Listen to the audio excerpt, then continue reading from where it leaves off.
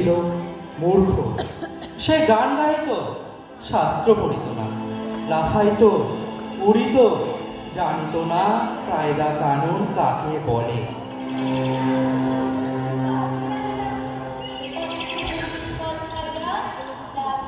ফলের বাজারে লোকসান ঘটায়।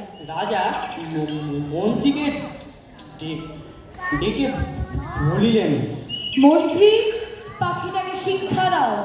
রাজার ভাগিনাদের ওপর ভার পড়িল পাখিটাকে শিক্ষা দিবার।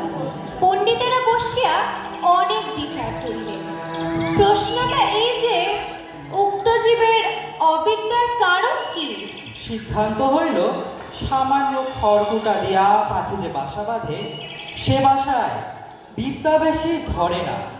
তাই সকলের আগে দরকার ভালো করিয়া খাঁচা বানাইয়া দেওয়া।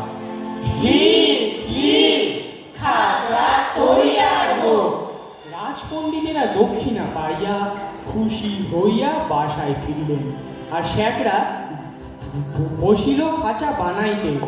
খাঁচাটা হইল এমন আশ্চর্য যে দেখিবার জন্য দেশ বিদেশের লোক ঝুঁকিয়া পড়িল।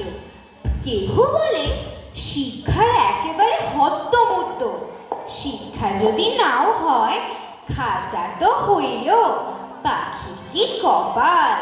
শেখরা থলি বোঝাই করিয়া বকশিস পাইল। খুশি হইয়া সে তখনই পাড়ি দিল বাড়ির দিকে। পণ্ডিত বসিলেন পাখিকে বিদ্যা শিখাইতে। নস্য লইয়া বলিলেন, অল্প পুঁথির কর্ম নয়।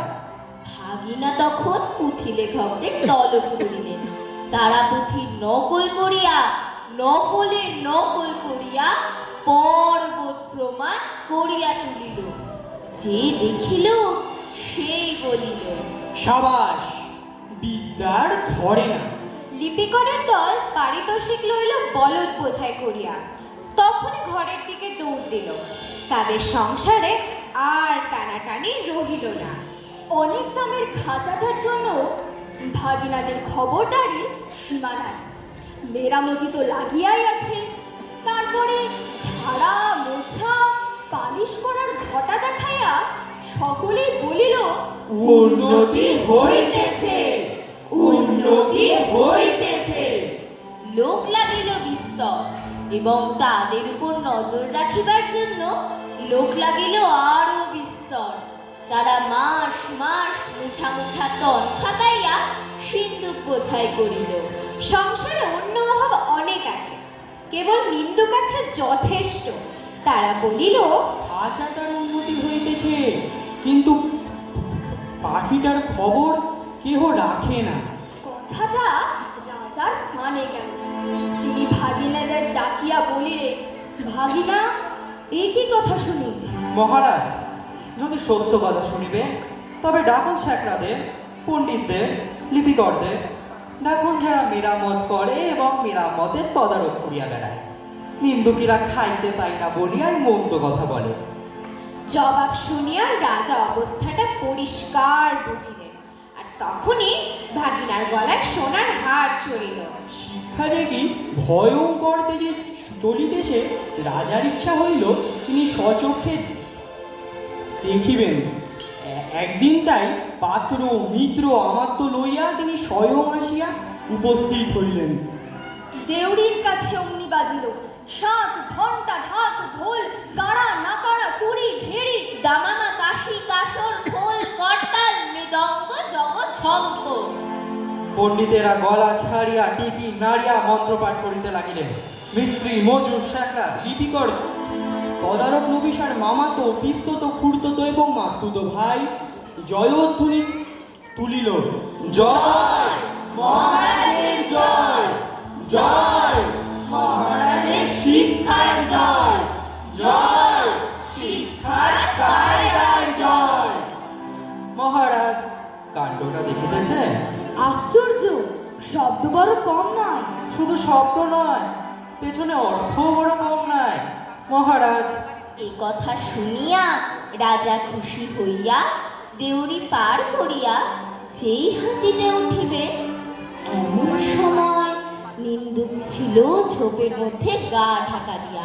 সে বলিয়া উঠিল, মহারাজ, পাখিটিকে দেখে আসেন কি? ওই যা, মনে ছিল না তো, পাখিটিকে দেখা হয় না। রাজা ফিরে আসিলেন, পণ্ডিতকে ডাকিয়া বলিলেন, পাখিকে তোমরা কেমন শেখাও, তার কায়দাটা দেখা চায়। বাহ বাহ, কায়দাটা পাখির চেয়ে এত বেশি বড় যে পাখিটিকে দেখাই যায় না। মনে হয় তাকে না দেখিলেও চলে। আয়োজনের ত্রুটি নাই, খাঁচায় দানা নাই, পানি নাই, কেবল রাশি রাশি পুঁথি হইতে রাশি রাশি পাতা ছুঁড়িয়া কলমের ডগা দিয়া পাখির মুখের মধ্যে ঠাসা হইতেছে। গান তো বন্ধ, চিৎকার করিবার ভাবটুকু পর্যন্ত বোঝা, দেখিলে শরীরে রোমাঞ্চ হয়।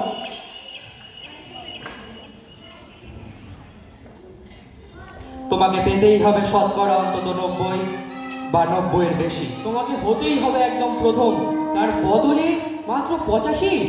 500 নম্বর কম কেন? কেন কম? তার জন্য প্রথম হওয়া দরকার প্রথমে, তাহলে ছবি ছাপবে খবরের কাগজে, আরো দরজা খুলে যাবে।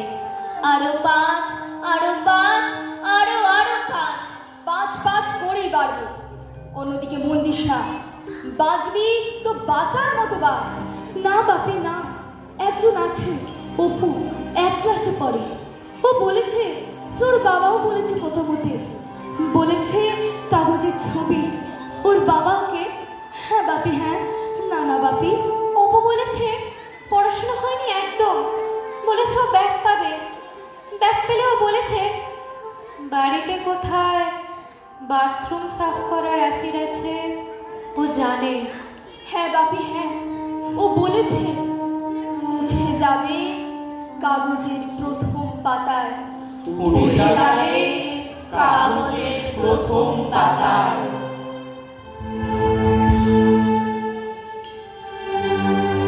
রাজা খুশি হয়ে হাতিতে চড়তে গিয়ে কানমুলা সর্দারকে ডেকে বলে দিলেন, নিন্দুকের যেন আচ্ছা করিয়া কান মরিয়া দেওয়া হয়। পাখিটা দিনে দিনে ভদ্র দস্তুর মতো আদমরা হয়ে আসিল। অভিভাবকেরা বুঝিল বেশ আশাজনক, তবু স্বভাব দোষে পাখি সকালবেলায় আলোর দিকে যায় আর অন্যায় রকম পাখা ছটপট করে। একদিন দেখা গেল পাখিটি ঠোঁট দিয়ে খাঁচার শলা কাটিবার চেষ্টায় আছে। এ কি বেয়াদবি! কামারকে ডেকে আনা হোক, শিকল তৈরি করো, ডানা কেটে দাও। তখন শিক্ষা মহলে হাপড় হাতুড়ি লইয়া কামার আসিয়া হাজির। কি দমাদম পিটানি! লোহার শিকল তৈরি হইল, পাখি ডানাও কাটা গেল। রাজার সম্বন্ধীরা সবাই মুখ হাড়ি করিয়া মাথা নাড়িয়া নাড়িয়া বলিল, এই রাজ্যে পাখিদের যে কেবল আক্কেল নাই তা নয়, কৃতজ্ঞতাও না। তখন পণ্ডিতেরা এক হাতে কলম আর অন্য হাতে হাতুড়ি সরকি লইয়া এমন কাণ্ড করিল যাকে বলে শিক্ষা।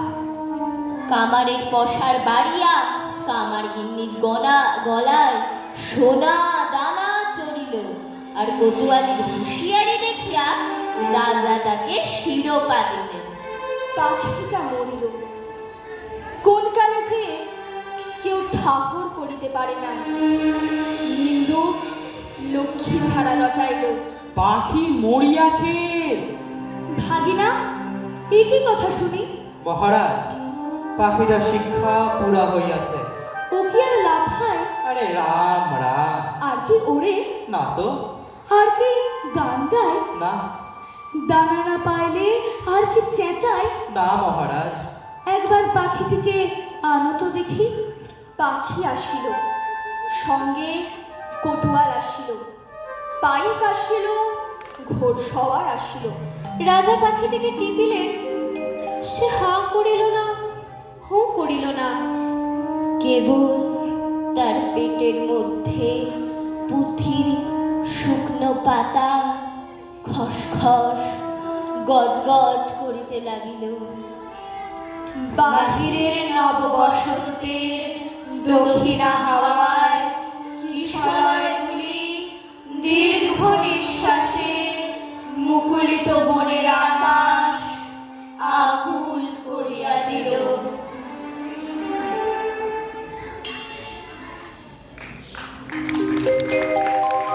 অসাধারণ একটি পরিবেশনা পানশীর ছাত্রছাত্রীদের, এবং এর সঙ্গে প্রশংসা না করলেই চলে না স্পন্দন